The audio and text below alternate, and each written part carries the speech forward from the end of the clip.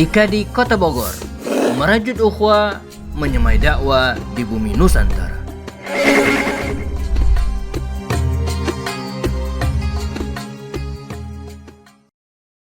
Assalamualaikum warahmatullahi wabarakatuh.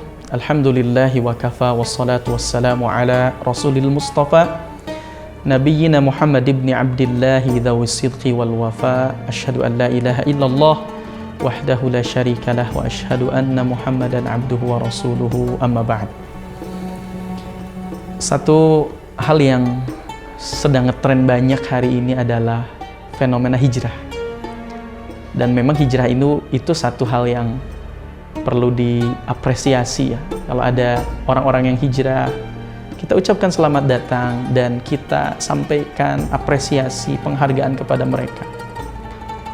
Kenapa harus hijrah? Karena memang manusia ini butuh hijrah, butuh berubah. Berkaitan dengan hijrah sendiri, para ulama kemudian memaknai hijrah itu secara bahasa maknanya dua. Yang pertama adalah berpindah, al-intiqal, dan yang kedua adalah at-tark, meninggalkan. Jadi ternyata proses hijrah itu ada proses berpindah dari satu kondisi pada kondisi yang lain, dan ada proses meninggalkan. Makanya biasanya orang yang baru hijrah nanti akan meninggalkan, bisa jadi lingkungan yang lama, teman-teman yang lama, tapi untuk sementara waktu. Makanya kalau kita baca banyak riwayat tentang hijrah, ternyata motivasi orang berhijrah itu berbeda-beda.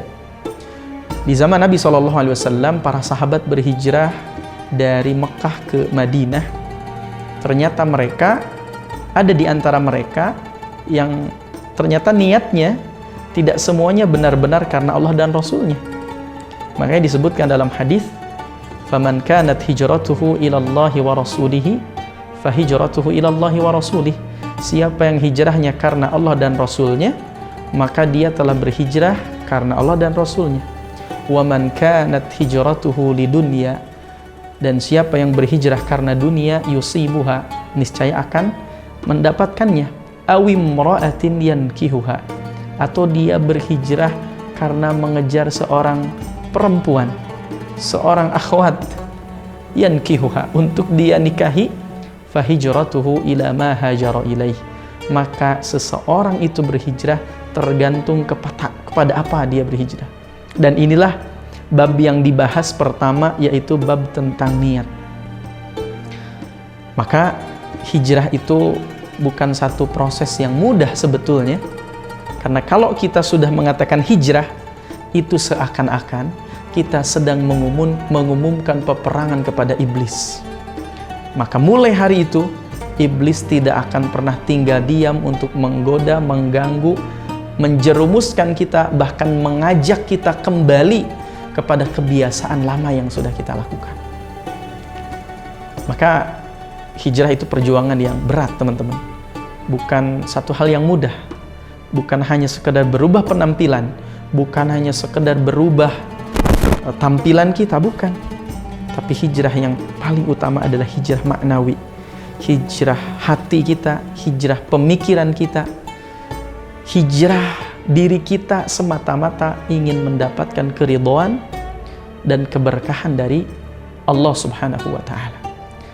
Maka yang berat setelah hijrah ini adalah istiqomahnya. Istiqomah artinya lurus, istiqomah artinya konsisten di atas jalan kebenaran, di atas jalan kebaikan.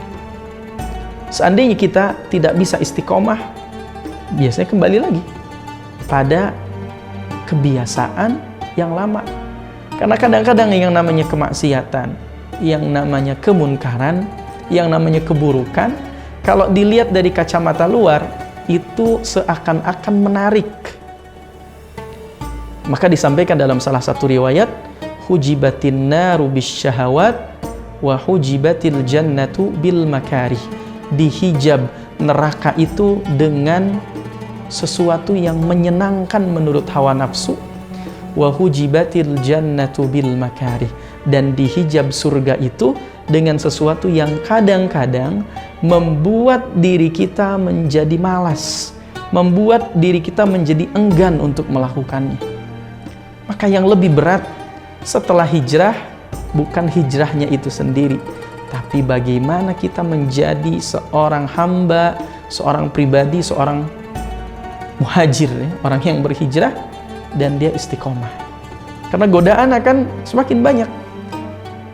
Maka tadi hijrah itu seakan-akan kita mengumumkan peperangan kepada iblis.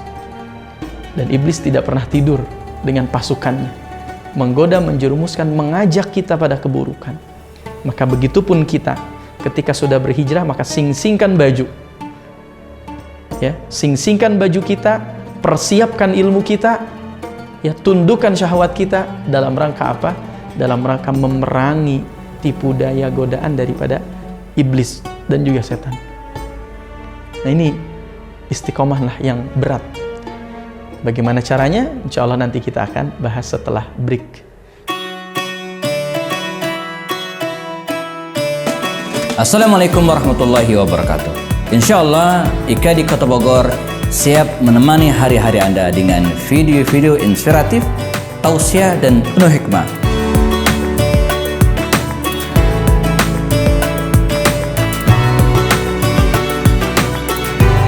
Jangan lupa BPJS, bayar pakai jempol saja. Subscribe, like, dan share.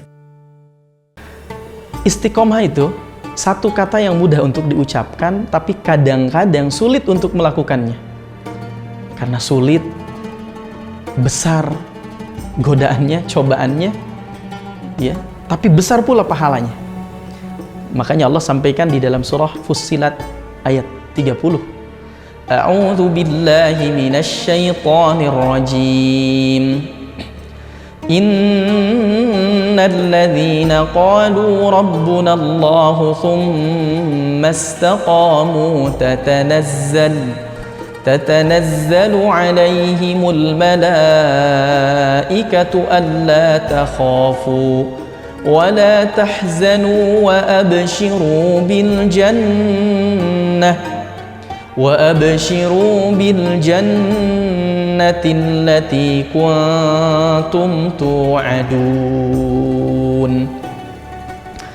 Allah menyampaikan di ayat ini, innal ladzina qalu rabbuna Allah, sesungguhnya orang-orang yang mengatakan Tuhan kami adalah Allah, tsumma istaqamu, kemudian mereka berlaku istiqamah, berlaku konsisten, tatanazzalu alaihimul malaikah, maka akan turun kepada mereka para malaikat, alla takhafu wa la tahzanu, jangan takut, jangan bersedih, wa abshiru bil jannati allati kuntum tu'adun, sebaliknya berikan kabar gembira kepada orang-orang yang istiqomah dengan surga yang telah dijanjikan oleh Allah. Jadi pahalanya besar banget. Apa pahalanya surga? Pertanyaan berikutnya, bagaimana caranya agar Allah menjaga keistiqomahan kita setelah hijrah? Maka kuncinya kembali lagi, kita tidak akan bisa istiqomah, kita tidak akan bisa menjadi orang yang baik kecuali dengan ilmu. Maka ilmu lagi, kuncinya adalah ilmu. Maka setelah hijrah, komitmen untuk hadiri majelis ilmu. Kalau belum tahu bagaimana tata cara sholat yang benar, belajar sholat. Jadi ilmu apa yang perlu dipelajari? Satu, ilmu, ya tentu kita belajar tauhid, akidah. Kemudian apa? Ilmu tentang sholat yang baik dan benar seperti apa. Bahkan sampai kita harus tahu, kalau bisa sampai tahu makna daripada bacaan sholat itu. Yang kedua, yang belum bisa baca Quran, maka belajar baca Al-Quran, ilmu baca Al-Quran. Baca Al-Quran, ya. Karena dua hal ini, sholat dan baca Quran, yang akan mengisi ruhiyah kita setelah hijrah. Bagaimana kita bisa menjadi pribadi yang istiqomah kalau sholat kita, baca Quran kita, kemudian belum bisa lebih baik, lebih maksimal lagi? Maka ilmu sholat, ilmu baca Quran. Yang ketiga, baru sering-sering ikuti pengajian, ikuti kajian di masjid, ya, mungkin di komunitas, di tempat-tempat yang di situ ada pengajian. Itu mengisi ruhiyah kita. Tapi untuk mengisi ruhiyah secara pribadi, dengan cara sholat, dengan cara membaca Al-Quran. Maka kunci pertama kembali lagi adalah ilmu.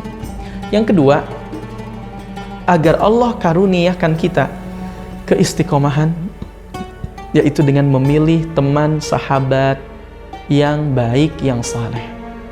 Disebutkan dalam salah satu athar, as-sahibu sahib. As-sahibu, sahabat itu sahib, adalah mereka yang bisa menarik. Jadi saling mempengaruhi. Adanya persahabatan, adanya pertemanan, adanya komunitas, itu pasti saling mempengaruhi. Makanya dalam hadis Nabi SAW sampaikan, al-mar'u ala dini khalilihi. Seseorang itu tergantung agama temannya. Falyanzur ahadukum man yukhalil. Maka perhatikan siapa yang akan kita jadikan teman. Kalau ingin hijrah, istiqomah dalam hijrah, maka cari teman-teman yang baik, teman-teman yang satu frekuensi, yang sama-sama ingin mendekatkan diri kepada Allah. Banyak orang yang setelah hijrah kembali lagi kepada masa lalunya. Kenapa? Karena dia salah memilih teman. Maka pilihlah teman-teman yang menjadikan diri kita semakin dekat dengan Allah. Yang ketiga, agar Allah karuniakan kepada kita keistiqomahan setelah hijrah, tentu adalah banyak-banyak meminta, berdoa kepada Allah agar kita dijadikan pribadi hamba yang istiqomah. Di antara doa yang dianjurkan, Rabbana la tuzigh qulubana ba'da idh hadaitana wa hab lana min ladunka rahmah innaka antal wahhab. Ya Allah ya Rabb, la tuzigh qulubana, jangan engkau kembalikan pada kesesatan hati kami, ba'da idh hadaitana, setelah engkau memberikan petunjuk kepada kami, wa hab lana min ladunka rahmah, dan berikanlah dari sisimu rahmatmu, innaka antal wahhab, sesungguhnya engkau adalah maha pemberi ya Allah. Dan juga doa yang diajarkan oleh Rasulullah SAW, ya muqallibal qulub tsabbit qalbi ala dinik, wahai zat yang membolak-balikan hati, kokohkan, kuatkan hatiku di atas agamamu. Semoga kita termasuk hamba-hamba Allah yang dijadikan hamba yang istiqomah setelah berhijrah, dan kita diwafatkan dalam kondisi husnul khatimah. Barakallahu fikum, hadanallahu wa iyyakum ajmain. Assalamualaikum warahmatullahi wabarakatuh. IKADI Kota Bogor, merajut ukhuwah, menyemai dakwah di bumi Nusantara.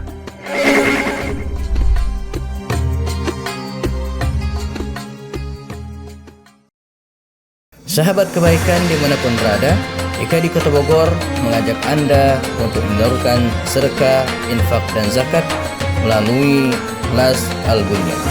Barakallahu fikum jami'an.